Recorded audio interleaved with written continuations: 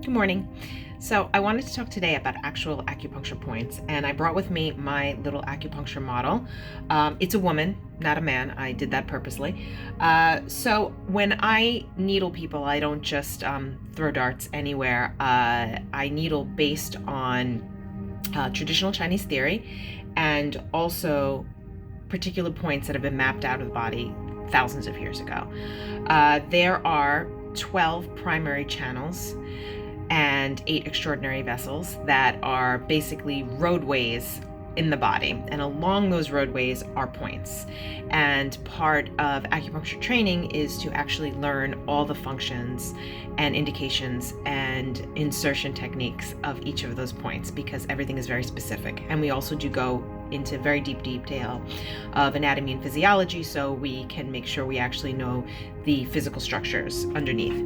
In addition to these actual acupuncture points that we'll use based on theory, there are also musculoskeletal points that we will use in either for trigger points or what we call ashi or ashur points, which are pain points that we might use if somebody comes in for a specific pain condition.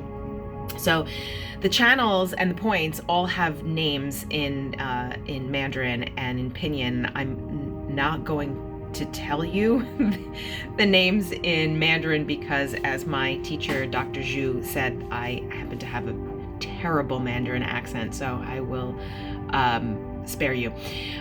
Each channel does have a name in English that it corresponds to an organ, such as the large intestine or the liver or the spleen.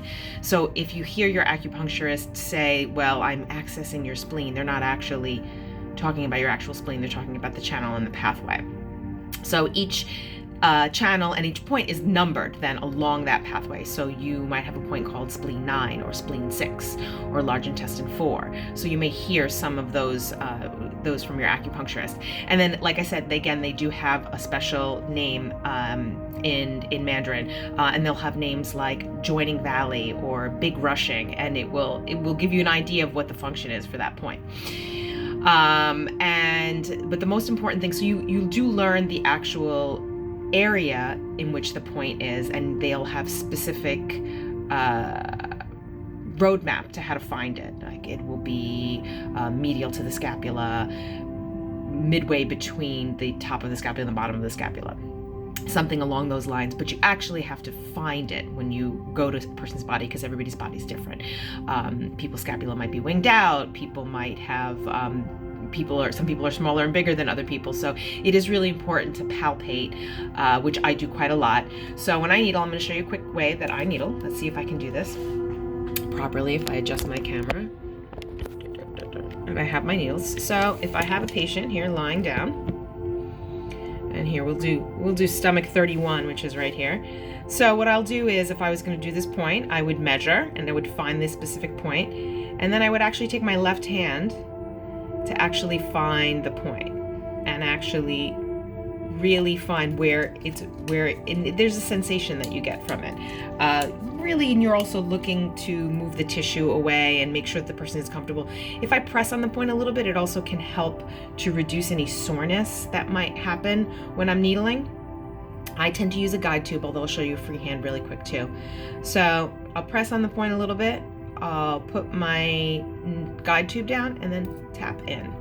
And then I can stimulate as needed. I can either turn it clockwise or counterclockwise, or I can put it in slightly deeper. I can move it back and forth. I can add electric stim to that. I could add moxibustion to that. And I could retain the needle, or I could stimulate it and just remove it.